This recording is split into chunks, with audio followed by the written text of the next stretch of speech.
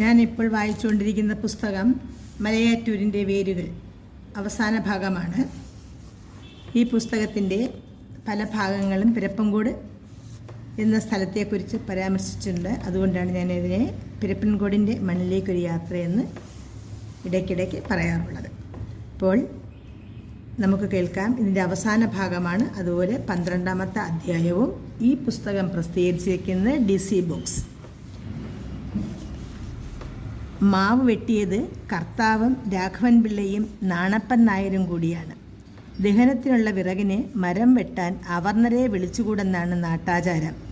അമ്മയ്ക്ക് വിഷമം തോന്നരുതെന്ന് വിചാരിച്ചാണ് താൻ കോന്തിയെയും കാവലനെയും വിളിക്കാഞ്ഞത്. രഘു ഓർമ്മിച്ചു. വിറക് വെട്ടി ശീലമില്ലാത്ത കർത്താവും കൂട്ടരും ഒട്ടേറെ സമയമെടുത്തു രാത്രി 8 മണിക്കാണ് പുഴയിലേക്ക് ചരിഞ്ഞിറങ്ങുന്ന പുൽത്തകടിയിൽ അച്ഛനെ ദഹിപ്പിച്ചത്. അച്ഛൻ മരിക്കുമ്പോൾ താൻ സീനിയർ BAക്ക് പഠിക്കുകയാണ്. യൂണിവേഴ്സിറ്റി പരീക്ഷ തുടങ്ങുന്നതിന് 3 ദിവസം മാത്രമേ ഉണ്ടായിരുന്നുള്ളൂ. ഹാൾ ടിക്കറ്റ് പോലും താൻ വാങ്ങിക്കഴിഞ്ഞിരുന്നു. അക്കൊല്ലം ക്രിസ്മസ് അവധിക്കാലത്ത് നാട്ടിൽ ചെന്നപ്പോഴാണ് അച്ഛനെ അവസാനമായി കണ്ടത്. മുട്ടിന് താഴെ അപ്പം പോലെ വിട്ടുമാറാത്ത നീരുണ്ടായിരുന്നു. മുമ്പെങ്ങുമില്ലാത്ത ബുദ്ധിമുട്ടുണ്ടായിരുന്നു നടക്കാൻ. പണ്ട് പഴക്കുലകൾ തൂക്കാൻ വേണ്ടി മുൻവശത്തെ മുറിയുടെ തട്ടിൽ തറച്ചിരുന്ന ഇരുമ്പ് വളയങ്ങളിൽ നിന്നും കനത്ത കയറിൻ്റെ കഷ്ണങ്ങൾ തൂങ്ങിക്കിടക്കുന്നത് കണ്ടു. ഈ കയറിൻ്റെ കഷ്ണങ്ങളിൽ പിടിച്ചുകൊണ്ടാണ് അച്ഛൻ ആ മുറിയിൽ വളരെ പ്രയാസപ്പെട്ട് നടന്നു പോകുന്നത്. ഒഴിച്ചുകൂടാത്ത ആവശ്യങ്ങൾക്ക് മാത്രമേ കട്ടിൽ നിന്നും എഴുന്നേറ്റിരുന്നുള്ളൂ. ഒരു കയറിൽ നിന്നും മറ്റൊന്നിലേക്ക് പിടിച്ചുകൊണ്ട് തത്തിയായിരുന്നു നടത്തം. കടുത്ത മലബന്ധത്തിൻ്റെ ശല്യവും തുടങ്ങിയിരുന്നതായി മനസ്സിലായി. മുറിയുടെ മൂലയിൽ ചെന്നാമുക്കി ഇലകൾ കൂട്ടിയിരുന്നു. ആ ഇലകൾ അല്പം ശർക്കരയും ചേർത്ത് ഇടിച്ചു ചതച്ചു കുറേയേറെ തിന്നാൽ മാത്രമേ മലവിസർജനം ചെയ്യാനാകുന്നുള്ളൂ എന്ന് അമ്മ പറഞ്ഞു. അന്ന് കണ്ടപ്പോൾ അച്ഛൻ അടുത്തു തന്നെ മരിക്കുമെന്ന് കരുതിയിരുന്നതല്ല. നീര് വരുന്നതിന് പുതുമയൊന്നും ഉണ്ടായിരുന്നില്ല. വാദത്തിൻ്റെ ഉപദ്രവം തുടങ്ങിയിട്ട് കുറേ കാലമായിരുന്നല്ലോ.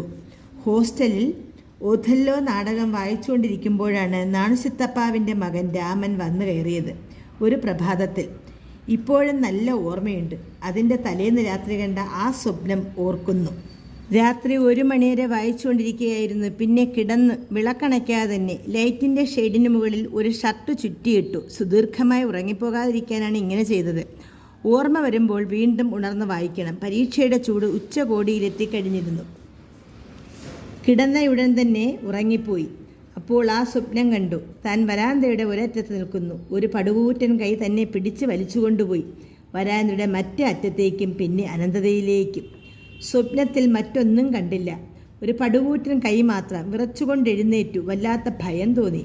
അയൽമുറികളിൽ വിദ്യാർത്ഥികൾ പഠിക്കുന്നുണ്ട്. നേരെ പങ്കജാക്ഷൻ്റെ മുറിയിലെത്തി. സ്വപ്നം കണ്ട് ഭയന്ന കാര്യം പറഞ്ഞു. പങ്കൻ അടുത്ത പരിചയക്കാരനായതുകൊണ്ടാണ് നാണിക്കാതെ അങ്ങനെ പറഞ്ഞത്. പങ്കൻ്റെ മുറിയിൽ കിടന്നുറങ്ങാൻ തീരുമാനിച്ചു. അതിനു മുമ്പ് മൂത്രമൊഴിക്കണമെന്ന് തോന്നി. വരാന്തയുടെ അറ്റത്ത് ചെന്ന് അപ്പോഴാണ് എല്ലാ രോമകൂപങ്ങളിലും വിയർപ്പുണ്ടാക്കിയ ആ അനുഭവം ഉണ്ടായത്. കുട്ടിക്കാലം മുതൽ അച്ഛനോട് താൻ ബന്ധപ്പെടുത്തി പോന്നിരുന്ന ഒരു മണം അവിടെ പരക്കുന്നതായി തോന്നി. അങ്ങനെ തോന്നിക്കൂടാത്തതായിരുന്നു. ആ വരാന്തയുടെ അറ്റത്ത് നിന്നുകൊണ്ടാണ് സകലരും മൂത്രമൊഴിക്കുന്നത്. അവിടെ 2 വാഴകളുണ്ട്. എന്തെങ്കിലും മണം അവിടെ ഉയർന്നിരുന്നു എങ്കിൽ അത് മൂത്രത്തിൻ്റേത്. അങ്ങനെയുള്ള ആ സ്ഥലത്താണ് അച്ഛനെക്കുറിച്ചുള്ള ഓർമ്മ ഇളക്കിവിട്ട ആ മണം പുറപ്പെട്ടത്. ബലാശ്വഗന്ധാദി എണ്ണയുടെ മണം. അച്ഛൻ എന്നും തേച്ചു പോകുന്നത് ബലാശ്വഗന്ധാദി എണ്ണയാണ്. ഒരിക്കലും ടോയ്ലറ്റ് സോപ്പ് ഉപയോഗിച്ചിരുന്നില്ല. സൺലൈറ്റ് സോപ്പാണ് തേക്കുക. അച്ഛൻ്റെ തോർത്തിന് ബലാശ്വഗന്ധാദി എണ്ണയുടെയും സൺലൈറ്റ് സോപ്പിൻ്റെയും സമ്മിശ്രമായ ഒരു മണം ഉണ്ടാകും. വീട്ടിലെ തോർത്തുകൾ ഒന്നിച്ചാണ് അയയിൽ ഇടാറുള്ളത്. അച്ഛൻ്റെ തോർത്ത് ആരെങ്കിലും തെറ്റിയെടുത്താൽ കോപിക്കും, കലാപമുണ്ടാകും. അതിനാൽ എന്നും രാവിലെ അച്ഛൻ്റെ തോർത്ത് മണത്ത് നോക്കി തിരിച്ചറിഞ്ഞു മാറ്റിവെച്ച ശേഷമാണ് മറ്റേതെങ്കിലും തോർത്ത് താൻ എടുത്തിരുന്നത്. അങ്ങനെ 6,000-7,000 തവണയെങ്കിലും അച്ഛൻ്റെ തോർത്ത് മണത്ത് നോക്കിയിട്ടുണ്ട്. ആ സുപരിചിതമായ മണം വാഴച്ചുവട്ടിൽ നിന്നുയർന്നു. സ്വപ്നം കണ്ടപ്പോൾ അച്ഛനെക്കുറിച്ച് ഓർത്തില്ല. പക്ഷേ ഈ മണം അനുഭവപ്പെട്ടപ്പോൾ അച്ഛൻ മനസ്സിൽ നിറഞ്ഞു നിന്നു. അച്ഛന് എന്തോ അപകടമുണ്ടായിട്ടുണ്ടെന്ന് തനിക്ക് തോന്നി. പങ്കജാക്ഷനോട് വിവരം പറഞ്ഞു. നിനക്ക് വെറുതെ ഓരോ തോന്നുകയാണ്, പങ്കൻ ആശ്വസിപ്പിച്ചു. അന്ന് രാത്രി പിന്നെ ഉറങ്ങിയില്ല. പങ്കൻ്റെ മുറിയുടെ തറയിൽ വിരിച്ച കോസടി ചുരുട്ടിവെച്ച ശേഷം ഷേക്സ്പിയറുടെ ദുരന്ത നാടകങ്ങളെപ്പറ്റിയുള്ള ഒരു വിമർശന ഗ്രന്ഥം തുറന്നു പിടിച്ചു. വായനയിൽ ശ്രദ്ധ കേന്ദ്രീകരിക്കാൻ ബുദ്ധിമുട്ടി. രാവിലെ ഒഥല്ലോ നാടകം കയ്യിലെടുത്ത് പിടിച്ചിരിക്കുമ്പോൾ രാമൻ വന്നു കയറിയത്. നാണുശിത്താപ്പാവിൻ്റെ മകൻ രാമൻ. തിരുവനന്തപുരത്ത് വരാൻ ഒരു കാരണവുമില്ലെന്നറിയാമായിരുന്നു. അച്ഛൻ്റെ കാര്യം പറയാൻ നാട്ടിൽ നിന്നും വന്നതാണോ? രാമൻ വായ തുറക്കുന്നതിന് മുമ്പ് തന്നെ അങ്ങോട്ട് കയറി ചോദിച്ചു. അപ്പോവക്ക് ഏതാവത്? അച്ഛൻ മരിച്ചുപോയെന്ന് രാമൻ അറിയിച്ചു. തലേന്ന് രാത്രി 1:15 മണിക്ക് താൻ സ്വപ്നം കണ്ട സമയത്ത്. പോയി കുളിച്ചിട്ട് വാ, രാമൻ പറഞ്ഞു. കുളിമുറിയിൽ കയറുന്നത് വരെ കരഞ്ഞില്ല. ശരീരമാകെ സ്തംഭിച്ചതുപോലെ തോന്നിയെങ്കിലും കുളിമുറിയിൽ കടന്നയുടൻ തകർന്നുപോയി. ഏങ്ങലടിച്ചു കരഞ്ഞു. ഒട്ടും താമസിക്കാതെ രാമൻ വന്ന ടാക്സിയിൽ തന്നെ കയറി. വീട്ടിലേക്ക് തിരിച്ചു പോകുമ്പോൾ രാമൻ വിവരങ്ങൾ പറഞ്ഞു. തലേന്ന് രാവിലെ അച്ഛന് പെട്ടെന്ന് നെഞ്ചുവേദന തോന്നി. അല്പം വിശ്രമിച്ചു. ഉച്ചവരെ കുഴപ്പമൊന്നും ഉണ്ടായില്ല. ഉച്ചയായപ്പോൾ അച്ഛൻ പറഞ്ഞു തുടങ്ങി, ആരോ തന്നെ വിളിക്കുന്നുവെന്ന്.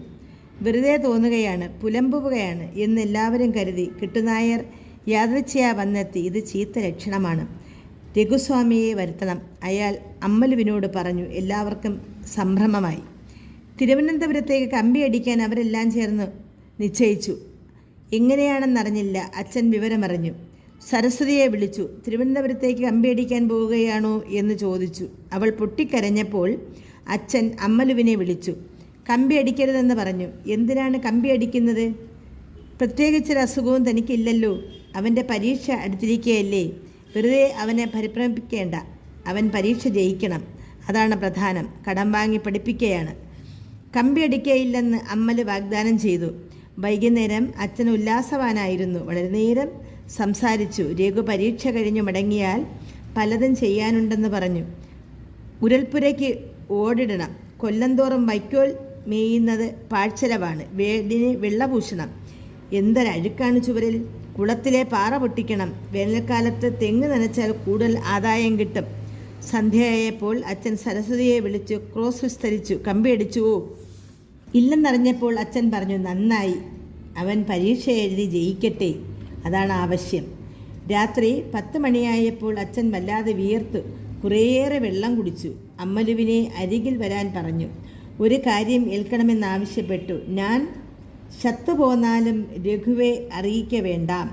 പരീക്ഷ കഴിഞ്ഞ് അറിയിച്ചാൽ പോരും. നീ എന്നോട് മൂത്ത പുള്ളെ മാതിരി നീ തീ കൊളുത്തിനാൽ പോരും. അമ്മലു ഏങ്ങലടിച്ച് കരഞ്ഞപ്പോൾ അച്ഛൻ അവളുടെ കയ്യിൽ കടന്നു പിടിച്ചു. നീ വാക്ക് തരണം. അവനെ വരുത്തിക്കൂടാതെ. അവൻ പരീക്ഷ ജയിക്കണം. അച്ഛൻ പറഞ്ഞ അവസാനത്തെ വാക്കുകളായിരുന്നു അവ. പറഞ്ഞു തീർന്നയുടൻ അച്ഛൻ തലയിണയിലേക്ക് ചരിഞ്ഞു. രാത്രി 1:15 വരെ ശ്വാസം മുട്ടലുണ്ടായിരുന്നു. 1:15 ആ ജീവിതം നിലച്ചു. രഘു ആ മാവിൻ കുറ്റിയിൽ ഉറ്റുനോക്കി. മരണസമയത്ത് മറ്റൊരു വിചാരവും അച്ഛനുണ്ടായില്ലല്ലോ. സരസ്വതിക്ക് വിവാഹം നടക്കാത്തതിനെക്കുറിച്ചൊന്നും പറഞ്ഞില്ല. ലക്ഷ്മിയെ തുടർന്ന് സഹായിക്കണമെന്നും മറ്റും ആരോടും നിർദ്ദേശിച്ചില്ല. ഒരു ജീവിതകാലം മുഴുവനും ശുശ്രൂഷ ചെയ്തു പോന്ന അമ്മയോട് യാത്ര പറയാൻ മുതിർന്നില്ല. രഘുവിനെ വരുത്തരുത്, അവനെ തളർത്തരുത്. അവൻ പരീക്ഷ എഴുതണം, അവൻ ജയിക്കണം. അവനെ പഠിപ്പിക്കുന്നത് കടം വാങ്ങിയാണ്. രഘുവിൻ്റെ പഠിത്തം അതൊന്നു മാത്രമായിരുന്നു. പുറമേ സ്നേഹം ഭാവിക്കാൻ പഠിച്ചിട്ടില്ലാത്ത ആ പരുക്കൻ മനുഷ്യൻ്റെ അവസാനത്തെ ചിന്ത. രഘുവിൻ്റെ കണ്ണുകൾ നിറഞ്ഞുപോയി. ശവദാഹം നടത്താൻ ഒരു സ്ത്രീയെ ശാസ്ത്രവും വേദവും അനുവദിക്കുമായിരുന്നു എങ്കിൽ അച്ഛൻ്റെ ചിതയ്ക്ക് അമ്മ തീ കൊളുത്തിയേനെ. അത് സാധ്യമല്ലാത്തതിനാലാണ് തന്നെ വരുത്തിയത്. ശവദാഹം കഴിഞ്ഞ് നടത്തേണ്ട മറ്റ് കർമ്മങ്ങളെല്ലാം മാറ്റിവെച്ചു. അങ്ങനെ മാറ്റിവെച്ചുകൂടെന്ന് പുരോഹിതൻ ശഠിച്ചെങ്കിലും താൻ അനുസരിച്ചില്ല. അത്തവണ താൻ പരീക്ഷ ജയിച്ചില്ലെങ്കിൽ എത്ര കർമ്മങ്ങൾ ചെയ്താലും അച്ഛൻ്റെ ആത്മാവിന് ശാന്തി കിട്ടുകയില്ലെന്ന് തോന്നി. അച്ഛൻ്റെ അസ്ഥികൾ കുടത്തിലാക്കിയ ശേഷം താൻ തിരുവനന്തപുരത്തേക്ക് മടങ്ങി. പോരുമ്പോൾ അമ്മയോട് ഒരു വാഗ്ദാനം വാങ്ങാൻ മറന്നില്ല. തല മുണ്ടനം ചെയ്യരുത്. അമ്മ തന്നെ കെട്ടിപ്പിടിച്ചുകൊണ്ട് കരഞ്ഞു.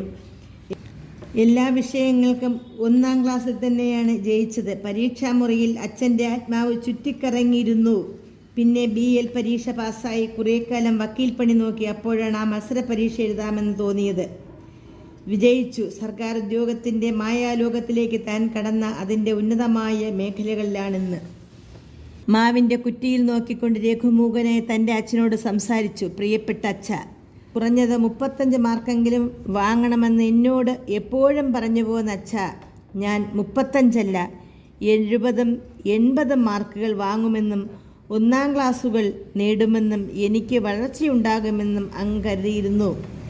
തീർച്ചയായും അങ്ങ് കരുതിയിരിക്കണം. അതല്ലേ എനിക്ക് വേണ്ടി അങ്ങ് ബുദ്ധിമുട്ടിയത്, കടം വാങ്ങി എന്നെ പഠിപ്പിച്ചത്, എന്നെ കോളേജിലേക്ക് അയക്കരുതെന്ന് ശക്തിയുക്തം മറ്റ് ബന്ധുക്കൾ വാദിച്ചിട്ട് പോലും. പക്ഷേ ഒന്നും പ്രകടന സ്വഭാവത്തോടെ ചെയ്യാൻ അങ്ങ് പഠിച്ചിരുന്നില്ല. എങ്കിലും എന്നെക്കുറിച്ച് രഹസ്യമായി അങ്ങ് അഭിമാനിച്ചു കാണുകയില്ലേ? അന്ന് അപ്പാതുര പള്ളിക്കൂടത്തിൽ നിന്നും എൻ്റെ സമ്മാനമായ സോപ്പ് പെട്ടി കൊണ്ട് വന്നപ്പോൾ പോലും എനിക്ക് അഹന്തയുണ്ടാവരുത്, എൻ്റെ തല എനിക്ക് യോജിക്കാത്ത മട്ടിൽ വളരരുത് എന്നൊക്കെ കരുതിയാവില്ലേ എൻ്റെ പ്രോഗ്രസ് കാർഡുകൾ കാണുമ്പോൾ അങ്ങ് ഒരിക്കൽ പോലും പുഞ്ചിരിക്കാത്തത്? രഘുവിൻ്റെ കണ്ണിൽ നിന്നും നീർച്ചാലുകൾ പുറപ്പെട്ടു. 56 വയസ്സുള്ളപ്പോൾ അങ്ങ് മരിച്ചു. 70 തികയാതെ ആരും മരിക്കാത്ത ഈ കുടുംബത്തിൽ 56-ാമത്തെ മയിൽക്കുറ്റി എത്തിയപ്പോൾ അങ്ങ് മുട്ടുകുത്തി വീണു. അങ്ങയ്ക്ക് നല്ല മരുന്നുകൾ കിട്ടിയിരുന്നു എങ്കിൽ, നല്ല ചികിത്സ ലഭിച്ചിരുന്നു എങ്കിൽ ഇന്നും അങ്ങ് എൻ്റെ കൂടെ ഉണ്ടായിരിക്കില്ലേ? പക്ഷേ 2 തുടം ധന്വന്തരം കുഴമ്പിനും 1 പിടി ചെന്നാമുക്കിയിലയിലും അങ്ങയുടെ ചികിത്സ ഒതുങ്ങി. എൻ്റെ വിദ്യാഭ്യാസം നടക്കാൻ വേണ്ടി, എനിക്ക് പണം അയക്കാൻ വേണ്ടി അങ്ങ് എത്രയെത്ര കാര്യങ്ങൾ വേണ്ടെന്ന് വെച്ചു. നല്ല ചികിത്സ പോലും അല്പം കൂടി കാത്തിരിക്കാത്തത് എന്താണച്ചാ? എൻ്റെ ആദ്യത്തെ ശമ്പളം കിട്ടുന്നത് വരെയെങ്കിലും ഞാൻ രഹസ്യമേ ആഗ്രഹിച്ചിരുന്നു അച്ഛാ. 1-ാം തീയതി തോറും ശമ്പളം വരുന്ന ഒരു ഉദ്യോഗം കിട്ടുമ്പോൾ ആദ്യത്തെ ശമ്പളം ആ കാലടികളിൽ വെച്ച് നമസ്കരിക്കണമെന്ന്. അച്ഛൻ്റെ മുഖം മുമ്പിൽ തെളിഞ്ഞു വന്നു. പിൻഭാഗത്ത് മാത്രം കഷണ്ടി വീണ ഉരുണ്ട തല, ഉയർന്ന മൂക്ക്, ആ മൂക്കിൻ്റെ മുകളിൽ കണ്ണടയുടെ ഭ്രയം, ആഴത്തിൽ വരച്ചു ചേർത്ത ഒരു ചാല്. അച്ഛൻ്റെ ഒരു ഫോട്ടോ പോലും കൈവശമില്ലെന്ന് അയാൾ ഓർമ്മിച്ചു. ഒരിക്കലും അച്ഛൻ തനിച്ചൊരു ഫോട്ടോ എടുത്തിട്ടില്ല. പണ്ടെങ്ങോ തട്ടിൻപുറത്തൊരു ഗ്രൂപ്പ് ഫോട്ടോ കിടക്കുന്നത് കണ്ടിട്ടുണ്ട്. മൂവാറ്റുപുഴയിൽ വെച്ച് ഓഫീസ് സ്റ്റാഫ് ചേർന്നെടുത്ത ഒരു ഫോട്ടോ. അതിൽ പോലും ഇപ്പോൾ ചിതലെടുത്ത് കാണും.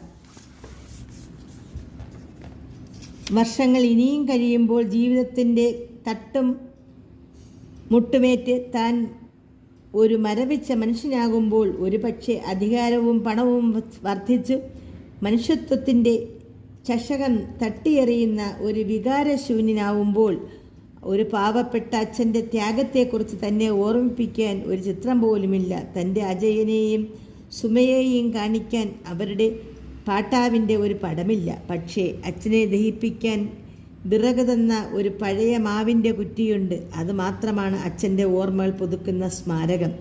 ആ സ്മാരകം ദേവസി കടപുഴക്കേറി. ആ നിമിഷത്തിൽ അയാൾ തീരുമാനിച്ചു, ഏക്കറിന് 5000 രൂപയല്ല, 5000 പവൻ കിട്ടിയാലും പറമ്പ് വിൽക്കുകയില്ലെന്ന്. ഇത് ഒരു പറമ്പ് മാത്രമല്ല, ഒരു പാരമ്പര്യം കൂടിയാണ്. ഇവിടെ നിൽക്കുന്ന മറ്റൊരു കുറ്റിയാവാം പാട്ടിയെ ദഹിപ്പിക്കാൻ ഉപയോഗിച്ച മാവിൻ്റെ കുറ്റി. ഗണപതി പാട്ടാവിൻ്റെ ചിതയിൽ ആളിക്കത്തിയ മാവും ഈ പറമ്പിൽ തന്നെ നിന്നിരുന്നതാവണം. തൻ്റെ വേരുകൾ ഈ പറമ്പിലാണ്, ഈ പഴയ മണ്ണിലാണ്. അത് മനസ്സിലാക്കാത്ത താൻ എന്തൊരു വിഡ്ഢിയാണ്. സ്വന്തം വേരുകൾ അറുത്ത് കളയാനല്ലേ താൻ മുതിർന്നത്. അമ്മലു ഒരു പള്ളിക്കൂടത്തിലും പോയിട്ടില്ല. എങ്കിലും ഒരു മനുഷ്യൻ്റെ വേരുകൾ എവിടെയാണെന്ന് അവൾ പഠിച്ചിട്ടുണ്ട്. വേരുകൾ മനുഷ്യനും മരത്തിനും മണ്ണിലാണ്. രഘു മുണ്ടിൻ്റെ കോന്തല കൊണ്ട് കണ്ണു തുടച്ച് കരഞ്ഞതായി ആരും അറിയേണ്ട. ഉരുൾപ്പുരയുടെ കൂരയിലേക്ക് അയാൾ നോക്കി. ഇക്കൊല്ലം മേഞ്ഞിട്ടില്ല. കഴിഞ്ഞ കൊല്ലത്തെ വൈക്കോൽ അങ്ങിങ്ങി കാണാനില്ല. ഓടിടണം. അച്ഛൻ പറഞ്ഞതുപോലെ തന്നെ കുളത്തിലെ പാറ പൊട്ടിക്കണം. ഒരു പമ്പ് സെറ്റ് വാങ്ങണം. തെങ്ങുകൾ നനയ്ക്കണം. കിണറിനരികിൽ താൻ പണ്ട് നട്ട ഗൗളിപാത്രത്തെ പോലെ തന്നെ സകല തെങ്ങുകളും ഭാരം താങ്ങാനാവാതെ കുമ്പിട്ട് നിൽക്കണം. ആ സപ്പോട്ട മരത്തിന് ചുറ്റും മറ്റ് ഫലവൃക്ഷങ്ങൾ വെച്ചുകൂടെ ഒന്നാന്തരം ഒരു ഓർച്ചാർഡ് ഉണ്ടാക്കാൻ കഴിയും. മനയ്ക്കരെ കർത്താവ് തന്നെ വെറുതെ പ്രശംസിച്ചതാണോ? അയാൾ പറഞ്ഞതുപോലെ ഈ നാടിൻ്റെ വളർച്ചയ്ക്ക് വേണ്ടി തനിക്ക് പലതും ചെയ്യാനാവില്ലേ? റോഡ് നന്നാക്കാൻ കഴിയും. ഇലക്ട്രിസിറ്റി കിട്ടാൻ ബുദ്ധിമുട്ടുണ്ടാവില്ല. പ്രയത്നിക്കണം. താൻ പെൻഷൻ പറ്റി വരുന്നതിന് മുമ്പ് ഈ പറമ്പ് ഒരു ഷോപ്പീസ് ആക്കി മാറ്റണം. ഇവിടെ ഒന്നാന്തരം ഒരു കെട്ടിടം പണിയണം. ഉരൽപ്പുരയുടെ വടക്ക് പണ്ട് ബംബ്ലൂസ് നാരകം നിന്നിരുന്ന സ്ഥാനം ഒന്നാന്തരം ഒരു കെട്ടിടം വയ്ക്കാൻ. 4 തലമുറ കഴിഞ്ഞാൽ ഒരു നെൽമാണിക്യം കാണും. പാട്ടാവിൻ്റെ വിശ്വാസം ഓർമ്മ വന്നു. തൻ്റെ ഈ തീരുമാനമാണോ ആ നെൽമാണിക്യം? നിധി കിട്ടുകയില്ല, പക്ഷേ പറമ്പിൽ കൂടുതൽ പച്ചയുണ്ടാവും. താൻ പറമ്പ് വിൽക്കമാട്ടേൻ, അയാൾ ലക്ഷ്മിയെ അറിയിച്ചു. വിചാരിച്ചിരിക്കാത്ത മറുപടിയാണ് കിട്ടിയത്. പറമ്പ് വിറ്റാലും വിറ്റില്ലെങ്കിലും ബോംബെക്ക് പോകും, രാശുവിൻ്റെ കൂടെ താമസിക്കും. എന്താണ് ലക്ഷ്മി അങ്ങനെ പറഞ്ഞത്? പറമ്പ് വിൽക്കുന്നില്ലെന്ന് പറഞ്ഞപ്പോൾ താൻ മറ്റൊരു സൗജന്യം കാണിക്കുകയാണെന്ന് അവൾ കരുതിയോ? അങ്ങനെയാവാം. അതോ ഇപ്പോഴല്ലെങ്കിൽ ഇനിയൊരിക്കൽ താൻ പറമ്പ് വിറ്റുകളയുമെന്നും ആ ദേവസ്യല്ലെങ്കിൽ മറ്റൊരു മാത്തനോ ശങ്കരനോ ഇട്ടുപ്പോ ഇവിടെ വന്ന് കയറുമെന്നും അവൾ കരുതുകയാണോ എന്തോ? അവൾ ഇഷ്ടം പോലെ ചെയ്യട്ടെ. ഒന്ന് നോക്കിയാൽ ഇന്നോളമുള്ള കീഴടക്കത്തിനും കീഴ്വണക്കത്തിനും ഒരവസാനമുണ്ടാകുന്നത് നല്ലതാണ്. പുതിയ ചുമതലകൾ കൂടുതൽ അധ്വാനിക്കാനും കൂടുതൽ ഉയരാനും രാശുവിനെയും ശുപ്പനെയും പ്രേരിപ്പിച്ചെന്ന് വരാം. എനിക്ക് മാപ്പ് തരണം, അയാൾ പറഞ്ഞു. അവൾ അന്ധാളിച്ചു നിന്നു. അമ്മലു, നീ ചൊന്നതാൻ ശരി, അയാൾ പറഞ്ഞു തുടങ്ങി. ഈ മണ്ണ് എൻ്റെ മണ്ണാണെന്ന് എനിക്ക് ബോധ്യമായിരിക്കുന്നു. നിന്നെയും അത്തിമ്പാരെയും പോലെ ഞാൻ മണ്ണിനോട് പൊരുതിയിട്ടില്ല. അതുകൊണ്ട് പകൽ വെളിച്ചം പോലെയുള്ള ഒരു കാര്യം മനസ്സിലാക്കാൻ ഞാൻ സമയമെടുത്തു. എൻ്റെ കുട്ടികൾ നെൽപ്പാടം കാണുമ്പോൾ അരശിച്ചെടിയാ എന്ന് ചോദിക്കുന്നവരാണ്. അവരെക്കാളും ഒട്ടും തന്നെ ഭേദമായിരുന്നില്ല ഈ നിമിഷം വരെ ഞാനും. അതോ അവരെക്കൊണ്ട് അരശിച്ചെടിയെന്ന് പറയിപ്പിച്ചത് ഞാനും ഗീതയും അവർക്ക് കൊടുക്കുന്ന പരിശീലനമാണോ? എന്തായാലും ശരി, ഞാൻ പറമ്പ് വിൽക്കുന്നില്ല. ദേവസിക്കൊരു കത്തെഴുതി വയ്ക്കാം, നീ എത്തിച്ചു കൊടുക്കൂ. അമ്മലുവിൻ്റെ കണ്ണുകൾ നിറഞ്ഞു. രഘുവിന് തോന്നി തന്നെ കോളേജിലേക്ക് അയക്കാൻ അവൾ പ്രദർശിപ്പിച്ച നിശ്ചയദാർഢ്യത്തിന് ഇന്നോളം ഒരു പ്രതിഫലവും തനിക്ക് നൽകാനാവാത്ത ആ നെഞ്ചുറപ്പിന് ഇപ്പോൾ താൻ പ്രതിഫലം നൽകിക്കഴിഞ്ഞിരിക്കുന്നു എന്ന്. ഞാൻ ഇന്നേക്കേ പോകറേൻ, രഘു അറിയിച്ചു. ഇത്ര വേഗം പോകണോ? പോണം, അവധി കുറവാക്കും. ഒരു കൂട മാമ്പഴവും 2 കെട്ട് ശർക്കരയും കാറിൽ കൊണ്ടുപോകലമായി അമ്മല് പറഞ്ഞു. വേണ്ട, ആനാൽ ഒന്ന് വേണം. എന്നത്? പാട്ടാവോടെ വടിവാൾ. ലക്ഷ്മി വീട്ടിലെ ഇരിക്ക്. അയാൾ ലക്ഷ്മിയുടെ വീട്ടിലെത്തി വടിവാൾ കയ്യിലെടുത്തു. ഞാൻ ഇത് കൊണ്ടുപോറേ, ഇപ്പവേ പുറപ്പെടയാ? ആമാം. കാറിൽ കയറിയിരുന്നപ്പോൾ വിച്ചു ഓടിയെത്തി ഗേറ്റ് തുറന്നു കൊടുത്തു. ജേഗോ കാർ പുറത്തേക്കിറക്കി. എന്നാൽ പിന്നെ കാണാം, അയാൾ അനന്തരവനോട് യാത്ര പറഞ്ഞു. ഞാൻ പോറേൻ. വരാന്തയിൽ നിന്നിരുന്ന അമ്മാഞ്ചിയോടും ലക്ഷ്മിയോടും അയാൾ വിളിച്ചു പറഞ്ഞു. അമ്മലുവിൻ്റെ പടിപ്പുരയ്ക്കടുത്ത് അയാൾ കാർ നിർത്തി. കൈ വീശി കാണിച്ചു. അത്തിമ്പാർ പറമ്പിലെന്ത് വരത്തെ ചൊല്ലണം. അമ്മലുവിന് നിർദ്ദേശം നൽകിയിട്ട് അയാൾ കാർ വിട്ടു. കലുങ്ക് കഴിഞ്ഞപ്പോൾ അമ്പലത്തിലേക്ക് തിരിയുന്ന ഇടവഴി നോക്കി അയാൾ തൊഴുതു. പിന്നെ സ്പീഡ് കൂട്ടി. തിരുവനന്തപുരത്തെത്തുമ്പോൾ ഗീതയ്ക്കുണ്ടാവുന്ന ഞെട്ടൽ എത്ര ഭയങ്കരമായിരിക്കുമെന്ന് അയാൾ ഭാവന ചെയ്തു. അവൾ ഇംഗ്ലീഷിൽ ചീറാൻ തുടങ്ങും, പരിഭവിക്കും, ഒടുവിൽ തമിഴിൽ അപേക്ഷിക്കാൻ തയ്യാറാവും. പക്ഷേ ഇത്തവണ കീഴടങ്ങുകയില്ല. ആദ്യമായി അവൾ അറിയും പാട്ടാവിൻ്റെ വടിവാളിലുള്ള ഉരുക്കിൻ്റെ ശക്തി തന്നിൽ ഇന്നോളം ഉറങ്ങിക്കിടക്കുകയായിരുന്നുവെന്ന്. ഓഫീസും ഗണപതി അമ്പലവും കടന്ന് അയാൾ മുന്നോട്ട് പോയി. ഒരു സിഗരറ്റ് കത്തിക്കാൻ വേണ്ടി കാർ നിർത്തി. കീശയിൽ സിഗരറ്റ് കണ്ടില്ല. കാറിൻ്റെ ഡാഷ് തുറന്ന് അതിലുമില്ല. ഡാഷിനകത്ത് നിന്നും എന്തോ താഴെ വീണു. കെട്ടിടത്തിൻ്റെ ബ്ലൂ പ്രിൻ്റാണ്. താൻ ആദ്യം തയ്യാർ ചെയ്യിച്ച 2500 ചതുരശ്ര അടിയുടെ പ്ലാൻ. ഇതെങ്ങനെ ഇവിടെ വന്നു? ടാർ റോഡിലെത്തി. അപ്പോൾ പുതിയൊരാശയം ജനിച്ചു. എന്തുകൊണ്ട് ബബ്ലൂസ് നാരകം നിന്ന സ്ഥലത്ത് ഉടൻ തന്നെ ഒരു വീട് കെട്ടിക്കൂടാ? 40,000 രൂപയ്ക്ക് മനോഹരമായ ഒരു കെട്ടിടം ഉണ്ടാക്കാം. ആണ്ടിൽ 1 മാസം ലീവെടുത്ത് ഇവിടെ കൂടാം. ഇലക്ട്രിസിറ്റി ഉണ്ടെങ്കിൽ ഒരു സൗകര്യത്തിനും കുറവ് വരേണ്ടതില്ല. ഫ്രിഡ്ജും ഫാനും റേഡിയോഗ്രാമും ഗീസറും ഒക്കെയാവാം. അങ്ങനെ കെട്ടിടം വെച്ചാൽ തന്നെ വേരുകൾ ഈ പഴയ മണ്ണിൽ കൂടുതൽ ആഴത്തിലൂടും. കൃഷി ചെയ്യരുതോ? തീർച്ചയായും ആവാം. 150 മൈൽ യാത്ര ചെയ്താൽ എത്തിച്ചേരാമല്ലോ. അങ്ങനെ വീട് കെട്ടിക്കഴിഞ്ഞിട്ട് വേണം ഗീതയെയും കുട്ടികളെയും കൊണ്ട് കൂടെ ഇവിടെ വരാൻ. അടയാറിൻ്റെ അന്തരീക്ഷത്തേക്കാൾ വ്യക്തിത്വം നൽകുന്ന പെരിയാറിൻ്റെ അന്തരീക്ഷം ഗീത ശ്വസിക്കും. ലിപ്സ്റ്റിക്കിനും റൂഷിനും പുറമേയുള്ള ഒരു ലോകം അവൾ കണ്ടെത്തും. റമ്മികളിയിലെ ജയപരാജയങ്ങളേക്കാൾ വമ്പിച്ച ജയങ്ങളും തോൽവികളും ജീവിതത്തിലുണ്ടാവുമെന്നും മനസ്സിലാക്കും. അജയനും സുമയും പൊയ്മുഖങ്ങൾ ധരിക്കാത്ത കുട്ടികളായി വളരും. റോഡ് ഒരു കവലയിലെത്തി. ഇടത്തോട്ട് തിരിഞ്ഞാൽ നേരെ തിരുവനന്തപുരത്തേക്ക് പോകാം. വലത്തോട്ട് തിരിഞ്ഞാൽ തനിക്ക് പരിചയമുള്ള ഒരു കോൺട്രാക്ടറുടെ സ്ഥലത്തെത്താം. മനോഹരമായ കെട്ടിടങ്ങൾ പണിയുന്ന ഒരു കോൺട്രാക്ടർ. ഡാഷ് തുറന്നു. ബ്ലൂ പ്രിന്റിൽ ഒരിക്കൽ കൂടി നോക്കി. പിന്നെ സംശയിച്ചില്ല. അയാൾ കാർ വലത്തേക്കു തിരിച്ചു. മലയാറ്റൂരിൻ്റെ വേരുകൾ അവസാന ഭാഗം. വേരുകൾ അവസാനിച്ചു. എല്ലാവർക്കും നന്ദി, നമസ്കാരം.